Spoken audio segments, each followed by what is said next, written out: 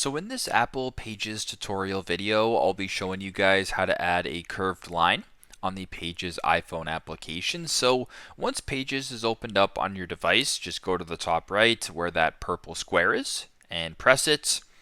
Once you're here on the Discover page, just slide this top bar to the right to where there's that circle and the square. Once you're here, there's a bunch of different options. There's the straight line, there's text, there's the curved line. You want to go ahead and select the curved line in the top right here. Now once you're here, in order to sort of change how curved it is, if you want to just grab the two blue circles, you can kind of stretch the line out and make it larger or smaller.